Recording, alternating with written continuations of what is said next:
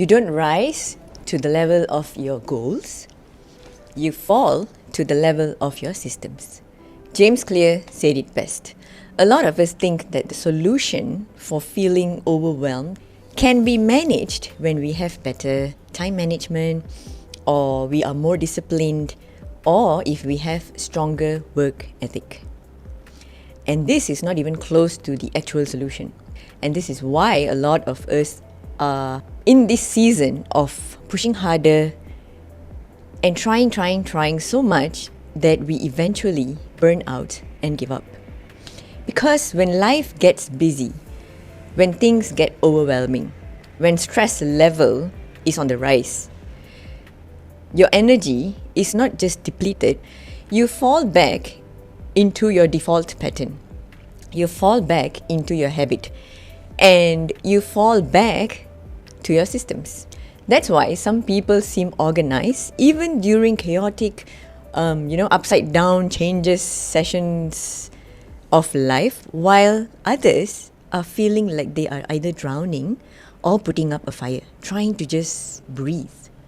Brilliant high-performing women understand this, right? Relying on intelligence, relying on motivation, relying on forced discipline is simply not sustainable.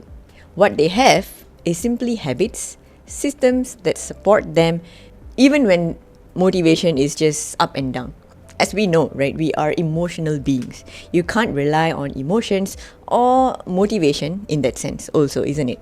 And I should know this because I work with these women to build systems within their body, their energy, and their focus so that they still are resilient during tough times. So if you have been feeling overwhelmed lately, perhaps the question isn't how do I work harder, but reframe it into this. What systems do I need to create so that I can stop surviving and start thriving? Hi, my name is Baita, and if you're new here, I guide women build systems so that their mind, their body, their emotions can thrive without burning out. In this video, I'm going to break down 5 powerful shifts that you need for you to build systems to go from overwhelmed to being organized.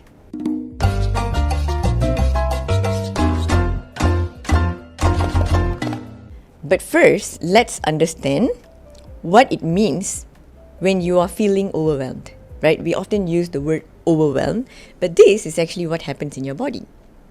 When you are feeling overwhelmed, your brain is basically in threat, right? So it goes into either fight, flight, freeze, fawn response mode, right? The prefrontal cortex, the part of your brain that organizes, that prioritizes, that decides wisely, goes offline. And everything else starts to feel equally urgent. Right? This is why we are often rushing. That is why even simple tasks can make us feel as if we are drowning, right? As if we are, are going to burst, are walking on eggshells. So the shift happens in these layers.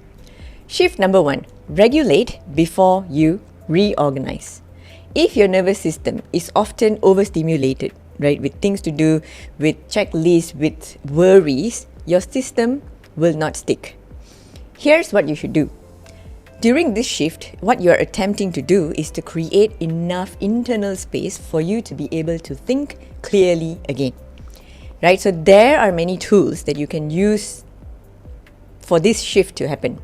Right? First, you can slow down your breathing, slightly longer on your exhales. You are activating your parasympathetic nervous here for you to be able to think clearly and bring this awareness back to your body. Sit where you are and shift your focus to your surrounding, to your environment. Name 5 things you can see, hear, and feel. This way, you are bringing yourself out from the overthinking, overwhelmed mode to the current present. You can also stand up or physically start moving your body so that you are either changing the environment your body is in or you're changing the position of your body. These are all micro ways to remind your body that signals we are in a safe space. Shift number 2, externalize the overload that you are feeling inside your mind. Right?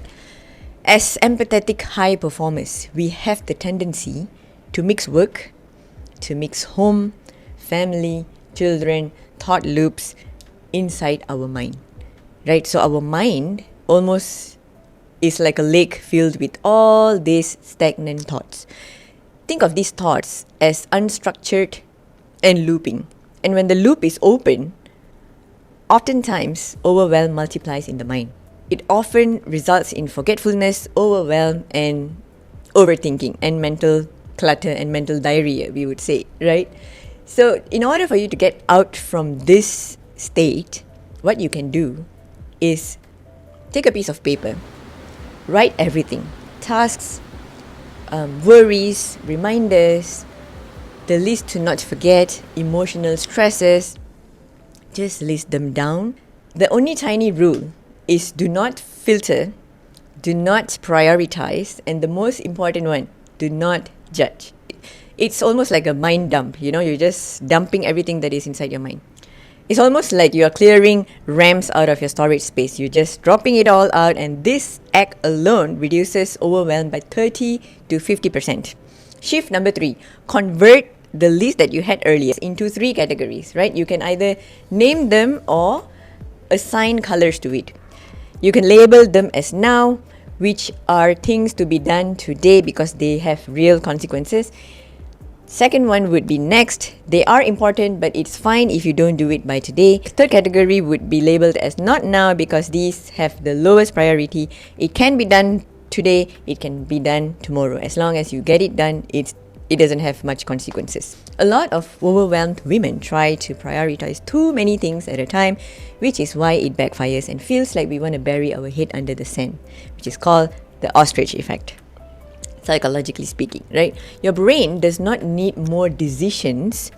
It simply needs more framework so that it can function better and facilitates better way of working and thinking and doing.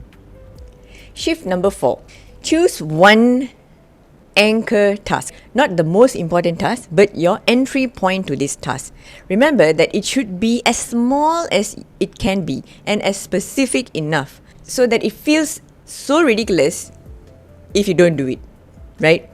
It's not a big umbrella task, but it's not like I'm gonna start working on my business plan. No, it's gonna be in 3 points. I'm gonna have 1 piece of banana today, or I'm gonna work out 20 minutes today, or be as specific as I am going to speak to one of my customers today.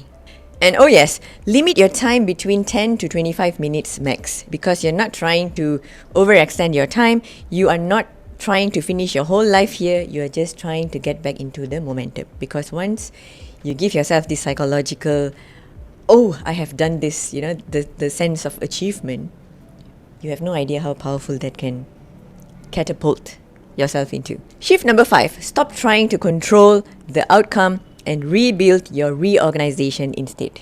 What do I mean by this? As women of high expectation, right? We may even be the type A personality, right? We just want everything to be under our control, and when things don't go our way, we get agitated and irritated, and it is not nice when things don't go as predicted, right? But we need to understand that the flexibility has to be there for us to be going into it with ease. So the organization isn't about controlling the outcome of the situation. It's about having a system that you can fall back on so that whenever life feels a little bit unpredictable, you still have the clarity and the space of calm where you can think clearly and do what is necessary for you to move forward. Organized women are not women who never get overwhelmed, but these are women who don't stay there for a long time, right? If you zoom out psychologically, overwhelm is simply a sign of too many open loops in the mind, and too often these are self-inflicted. We have this internal pressure, right? Too little recovery time for us to rest. We don't give us enough grace for us to, do these tasks with ease.